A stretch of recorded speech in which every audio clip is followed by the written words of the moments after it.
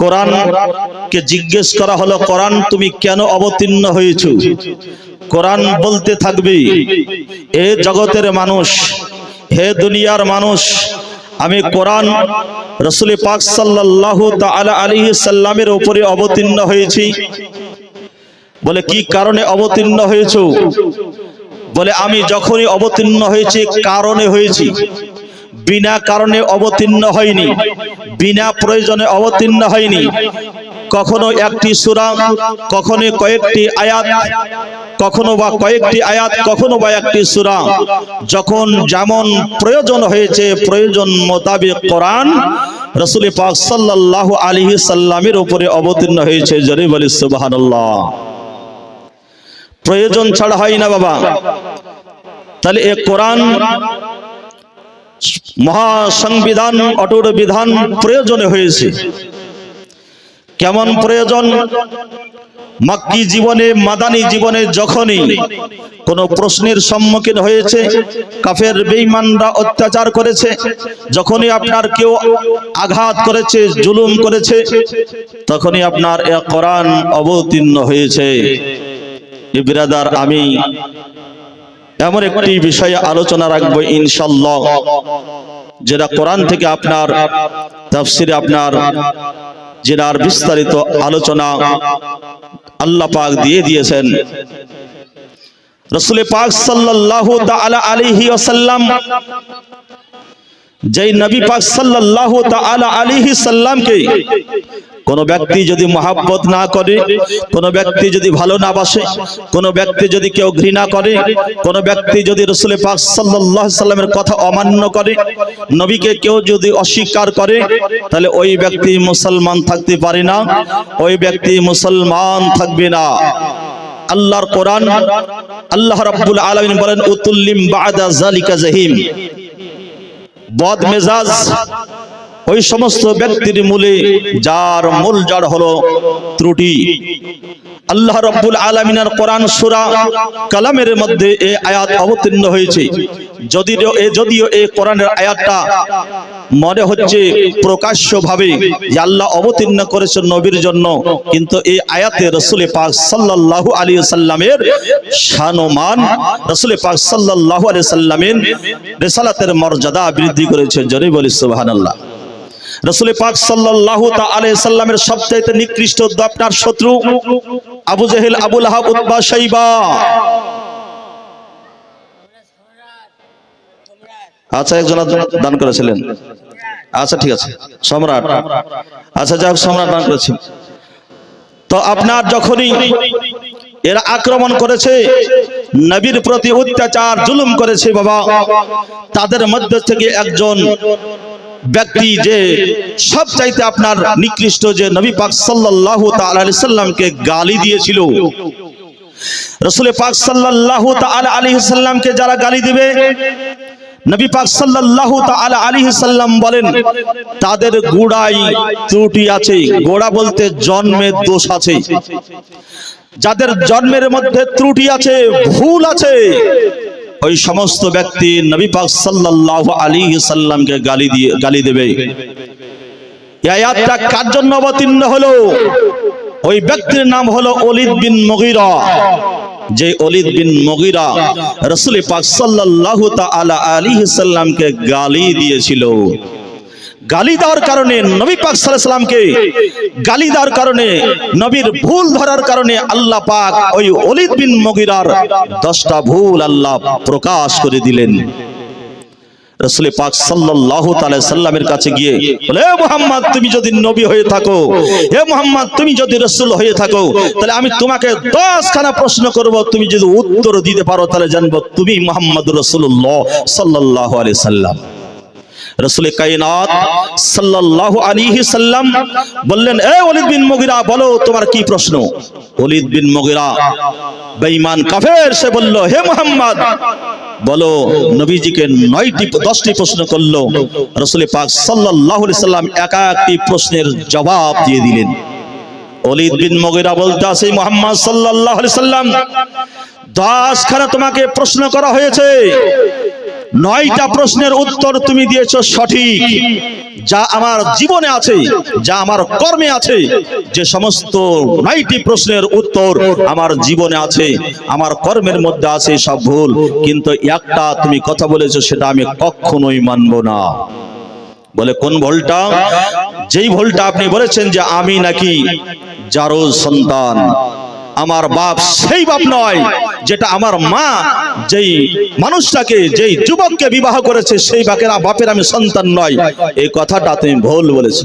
নবীর উপরে আঙ্গুল তুলে কথা বলেছিল রাসূল পাক সাল্লাল্লাহু আলাইহি সাল্লাম। বলে ওলীদ বিন মুগীরা, যাও তোমার মায়ের কাছে যাও, তুমি যদি আসল বাপের সন্তান হও, তাহলে তোমার মাকে জিজ্ঞাসা করো, তোমার মা বলে দিবে তুমি ভালো সন্তান না তুমি জারজ সন্তান। ওলীদ বিন মুগীরার মাথা গরম হয়ে গেল যে 10টি প্রশ্নের মধ্যে 9টি সঠিক বলল, একটি প্রশ্নর সঠিক উত্তর দিল না। বাড়ি ছুটতে লাগলো। বাড়ি যাওয়ার পরে তার মাকে ডাক দিয়ে বলে, মা কোথায় আছো? বের হয়ে আসো। বের হয়ে আসলো তার আম্মা জান। মা নরম সুরে বলে, বাবা তুমি এত রাগ, এত বদমেজাজ, তোমার এত কড়া মেজাজ নিয়ে তুমি কথা বলছো, কারণটা কি? বলে আমি ওই মুহাম্মদ সাল্লাল্লাহু আলাইহি সাল্লামের দরবারে আমি গিয়েছিলাম, যে মুহাম্মদ সাল্লাল্লাহু আলাইহি সাল্লামকে 10টা প্রশ্ন করলাম, 10টা প্রশ্নের মধ্যে 9টি সঠিক বলেছে, যা আমার জীবনে আছে, কিন্তু একটি প্রশ্ন বলেছে, আমার মাথা খারাপ হয়ে গেল। পৃথিবীর এমন কোন মানুষ নাই যারা পিতামাতার বিরুদ্ধে যদি বলে সে শ্রবণ করতে পারবে না। যদি কোনো ব্যক্তিকে তার সামনে তার মাকে গালি দেয়, সহ্য করবে? যদি কোনো ব্যক্তির সামনে আর পিতাকে গালি দেয়, শুনবে? তার ভাইকে গালি দেয়, শুনবে? কখনোই মানুষ শুনতে চাই না যে আমার বাপকে আমার সামনে গালি দিবে, আমার মাকে আমার সামনে গালি দিবে, এটা কেউ চাই না। ওলীদ বিন মুগীরার মাথা খারাপ হয়ে গেল যে আমার মাকে গালি দিবে, মার সম্পর্কে এরকম অপবাদ দিবে, এটা বরদাস্ত করব না। মায়ের কাছে বলে, মা বলো আমি কি আমার এই বাপের সন্তান নাকি আমি জারজ সন্তান? যদি আজকে আমার প্রশ্নের উত্তরটা তুমি না দাও, কারণ একটা সন্তান জন্ম দেওয়ার ক্ষেত্রে মা এবং বাপ জানে, তার মধ্যে মাই জানে এ সন্তান আসলে সুসন্তান নাকি জারজ সন্তান, হালাল সন্তান নাকি জারজ সন্তান। মা ভালো বলতে পারে, বাবাও বলতে পারে না। ওলীদ বিন মুগীরাকে বলছে, ক্ষান্ত হও বাবা, অত রাগ করিও না। এমন সময় ওলীদ বিন মুগীরা বলল যে তুমি যদি না বলো, তোমার ধট থেকে গর্দানটা আলাদা করব। ওলীদ বিন মুগীরা বলে, মা আজকে তোমাকে বলতে হবে, কারণ আমার মায়ের সম্পর্কে একজন অপবাদ দিবে, আমি কখনোই শুনবো না, আমি কখনোই মানবো না। মা বলো বলো কিভাবে আমাকে আমার সঠিক সন্তান, হালাল সন্তান, আমাকে কোনটা তুমি বলে দাও। হে আম্মা জান, বলে দাও, বলে দাও, আমি কি হালাল সন্তান নাকি হারাম সন্তান? মা তখন থরথর করে তার তলোয়ারের আঘাত দিকে, তার তলোয়ার উত্তোলন দেখে বলে, বাবা তুমি একটু ধৈর্য ধারণ করো, ক্ষান্ত হও, তোমাকে আমি বলে দিব তুমি কোন বাপের সন্তান। ওলীদ বিন মুগীরা যখনই এই কথা বলল, তার আম্মা জান তখন তার কণ্ঠস্বর নিচু হয়ে গেল।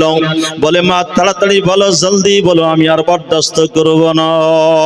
এ জগতের মানুষ যখনই এই বলা আপনার, তার মা বুঝিয়ে বলতে গেল, বাবা ওই মুহাম্মদ সাল্লাল্লাহু আলাইহি সাল্লাম তিনি আল্লাহর নবী, তিনি আল্লাহর পয়গম্বর। নবীদের সম্পর্কে কোনো কটূক্তি কথা বলিও না, নবীদেরকে গালি দিও না, নবীদের সম্পর্কে খারাপ ধারণা করো না। তুমি যদি নবীদের সম্পর্কে খারাপ ধারণা করো, তুমি বরবাদ হয়ে যাবে, ধ্বংস হইয়া যাবে। নারে তাকবীর, নারে রিসালাত। আল্লাহ নবী কুল কায়নাতের নবী সাল্লাল্লাহু আলাইহি সাল্লামের বিরুদ্ধে বলিও না বাবা। মা মা তুমি বলো ওই মুহাম্মদ সাল্লাল্লাহু আলাইহি সাল্লামের কথাটাকে ঠিক। মা তখন বলতে আছে, বেটা তুমি শুনে নাও হাকিকতটা কি। তখন তার আম্মা জান বলতে আছে, বেটা তুমি যাকে আব্বা বলে জানো, সেটা তোমার প্রকৃত আব্বা নয়। বলে, আমার প্রকৃত আব্বা নয়, তার মানে?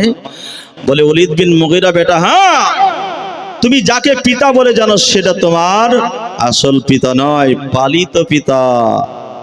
ওলীদ বিন মুগীরার যেন আরো চিন্তা হয়ে গেল, তেনার আপনার মগজ গরম হয়ে গেল। মা তাহলে আমার আসল পিতাকে বলো। তার আম্মা জান ডাক দিয়ে বলে, ওরে আমার কলিজার সন্তান, শোনো শোনো, তুমি যাকে আব্বা বলে জানো, তোমার এই লালিত পিতা তো সে ছিল নপুংসক, তার দ্বারাই কোনো সন্তান আদি হবে না। যখন আমি জানলাম সে যদি হঠাৎ মারা যায় তাহলে এ ধন সম্পদ অন্যের হাতে চলে যাবে, এ সম্পদ অন্যের হাতে যাবে। আর এ সম্পদ যদি অন্যের হাতে চলে যায়, অন্যেরা আত্মসাৎ করবে, তোমার কিছুই থাকবে না, আমার অস্তিত্ব থাকবে না বেটা।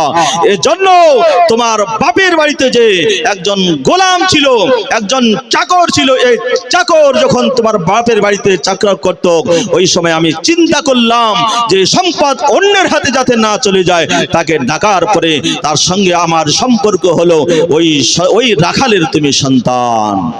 এ মুসলমান দরদিরে আমার আব্বা জানেরা, আম্মা জানেরা গো, এই জন্য আল্লাহ নবী কুল কায়নাতের নবী সাল্লাল্লাহু আলাইহি সাল্লাম ইলমে গায়বের সুসংবাদদাতা, তিনি সংবাদটা দিল, ওলীদ বিন মুগীরা, তুমি তোমার নবীকে তুমি আমাকে গালি দিয়েছো, আর যার কারণে আমার আল্লাহ তাআলা তোমার 10টা গোপন ভুল প্রকাশ করে দিল। 10টা ভুল প্রকাশ করে দিল। এর দ্বারা বোঝা গেল যারা নবীজির গুস্তাখ, যারা নবীজির শত্রু, যারা নবীজির আপনার সম্পর্কে খারাপ ধারণা, যারা নবী পাক সাল্লাল্লাহু আলাইহি সাল্লামকে মেনে নিবে না, যারা রাসূলকে মহব্বত ভালোবাসা দিবে না, যারা নবীকে আখেরি জামানার পয়গম্বর বলে মানবে না, যারা রাসূলকে আপনার রাসূল পাক সাল্লাল্লাহু আলাইহি সাল্লামকে আল্লাহর পিয়ারা হাবিব বলে মানবে না, মহব্বত করবে না, এদের আপনার মূলে ভুল থাকিবে।